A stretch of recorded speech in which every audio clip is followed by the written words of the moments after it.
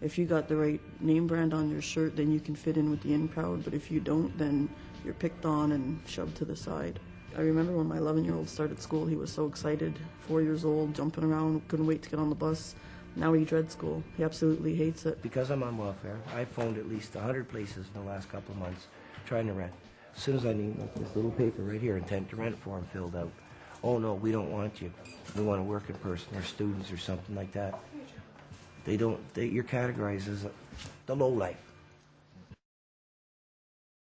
Society creates both the feeling and the reality of belonging and helps everyone fulfill their human and social potential. You know, as children, we're always brought up to, believe that, you can do anything, you should follow your dream and those sort of things. And, but then when you get to a certain point, it's like there's a ceiling, that you cannot get past. In many ways, the societal pressure of making me feel that having HIV is something that I'm deliberately responsible for, that I'm to be blamed for, is something that you deal with every day of your life. As I tried to deal with my employment situation, I lived in fear of losing benefits, of moving on to other jobs, to being open and honest about the health situation that I was impacted by. Together, people create the feeling of belonging through cooperation, trust, and caring. The reality of belonging emerges through social and economic equality and cultural and spiritual respect. Go to the 311. Go to 311 Jarvis, to the Youth Detention Center. Go in there and see those kids, 14, 15-year-old kids that were in school, right? But they're not in school now. Those kids have so little hope in society and have so little belief that there is anyone out there that cares about them, that they're willing to do anything as a means to survive. Exclusion has many dimensions and many causes. It is complex and changing within different social settings. Social and economic exclusion leaves out or distances groups of people in our society. People get pushed to the margins in many ways.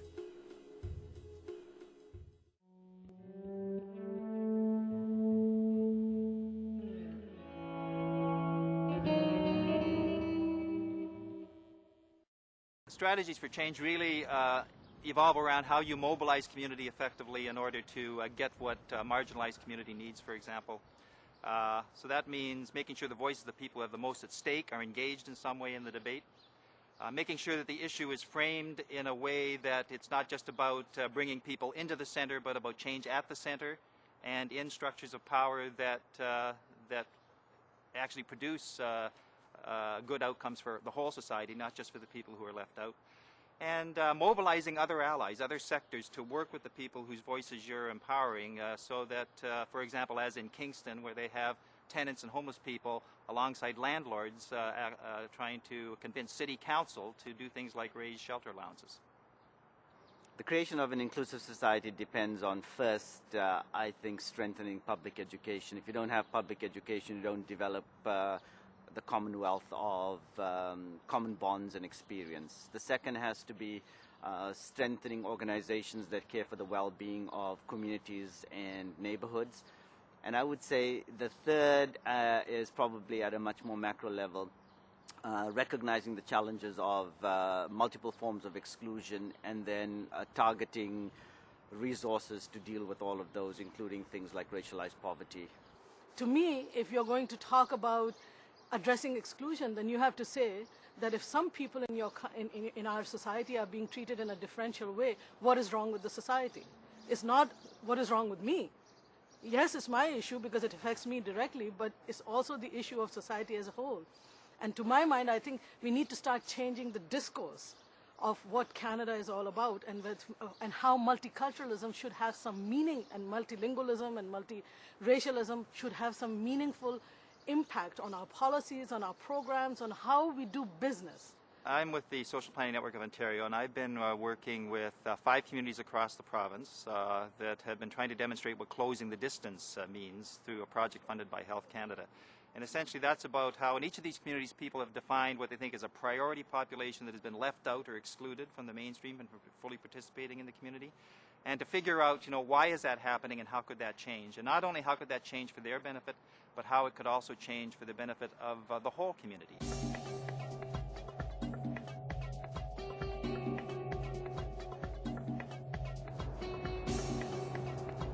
The situation about housing in Kingston is the same as it is across the country.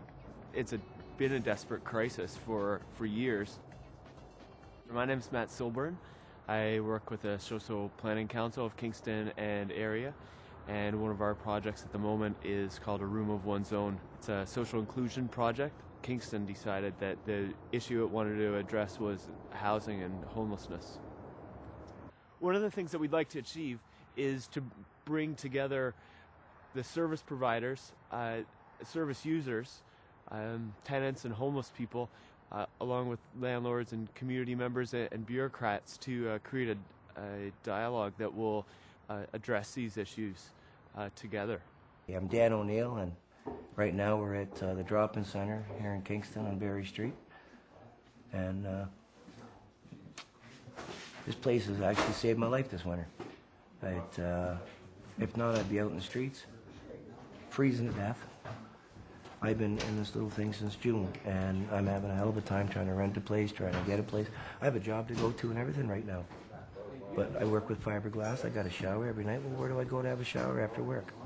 We said a couple weeks ago that everybody who stays in a shelter deserves their $195 basic needs allowance. Right from the beginning, I feel like we've made a pretty good effort to not attack the shelters or criticize them too much, and that's been sort of the consistent voice around here. I think we got a lot of new understanding across. We got to know these people a little more, and they got to know us. They're starting to listen to us. If it wasn't for these meetings here, okay, in out of the cold, we gained 16 hours a week. Monday to Friday, 2 hours, Saturday and Sunday, 3 hours. Ryandale, we've gained a cook there now to supply meals. We're gaining little things that people don't realize that what we exactly are gaining. There are some issues that only tenants are interested in and some issues that only landlords are interested in. We try and provide support to each of those groups on those particular issues. Really like the shelter portion, any increase in benefits from any of these programs. I'm not an expert on the programs. I got people in my building that are on from every walk of life. And any increase should go into the shelter portion first, because $325 is not enough. I'm out there. I'm out there in the real world. I do not get subsidies. It just costs more than that. That should be around $500. If you were saying that, you would support an increase in the shelter allowance? Well, absolutely. All right. One of the strengths of the project to me is that it allows those two groups of people who don't often have common interests to come together on the few common things that they do have in common, and where we're able to support them and move forward on that. As long as we can make some kind of impact. And we can't expect miracles overnight. And things have got to happen slowly, which they slowly are. I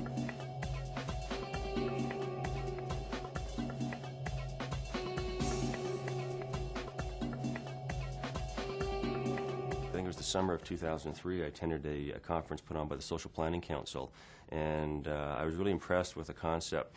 It had invited groups of people from out the community, young people, to map out by helping to create a mural of their community and what they wanted their community to look like. So it really told a very visual story about what young people thought about their community, what the problems were and issues were, but also what the opportunities and what the future might look like.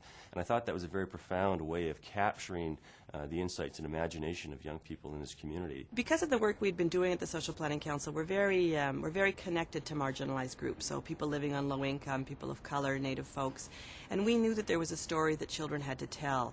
We've had a very active roundtable on children in the community. We had heard stories from children, and we knew that in fact they didn't believe their voices were being heard. So when Health Canada came along with an opportunity to explore this work, we knew it was a very good match for us. So we've been out to many locations, schools, recreation facilities where children are, and I've created a number of graphic wall murals with them. And although the stories didn't surprise us, they're very heartbreaking in terms of places where children don't feel like they have a voice, where they're not allowed to, speak out and have things go the way they want them to go. So now we've gathered a great deal of data, and we've started the process of bringing that data forward to the policymakers. And in fact, we've been very, very pleased with the reception of the policymakers. They want to hear what children have to say. They want to know what they can do to make it better for children. They do want to build environments where children feel included. And health, they're cutting down on the health. Like they used to pay for certain type of tests. Now they're not even paying for them anymore. Some of us need some extra support to really stay in school. And sometimes a lot of that is not available to us when we are going to school. Can you think of some of those support systems that should be there and aren't there that would make it easier for you to be in school? Daycare in the school. Yeah. Be another alternative route, like people coming more often, because then, like you don't have to worry about your kids being off somebody, like every day, and then you worry about how you're going to pay them at the end of the week. Well, when you exclude people, we learn to reject, what they have to offer, and we can learn from each other. All the groups can learn from each other. There shouldn't be any children that don't fit in or left out in the corner by themselves. They should all fit together. They should all be one. There are things that determine our health status, and that whole social network around us is so important to that. Social inclusion has helped to broaden my understanding of what we need to do as publicly elected officials to involve people in all aspects of the decision-making process. The reason for inclusion in Canadian society has to be that our values are shifting. Those who hold power, political power, economic power, have to recognize that diversity requires them shifting their mindset, them becoming receptive to the range of experiences, the range of richness that people from diverse communities bring. And we are, in fact, on the cusp of redefining Canadian values and Canadian society. And that's what's incredibly exciting about Canada as compared to practically any other country in the world.